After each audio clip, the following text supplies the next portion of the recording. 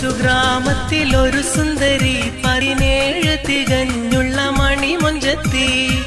ഉമ്മാക്കും ബാപ്പാക്കും പ്രിയമോൾ 7 ആങ്ങളമാർക്കൊറ്റ കനിപെങ്ങള് നാട്ടിലും വീട്ടിലും കനകക്കട്ടി തങ്കത്തരുണികൾ കൊഞ്ചിക്കും കീലുക്കാമ്പെട്ടി ആരെയും കൊതിപ്പിക്കും മഴകാണ് ചുണ്ടിൽ വീരിയുന്ന ചിരി കമറൊളിവാണ്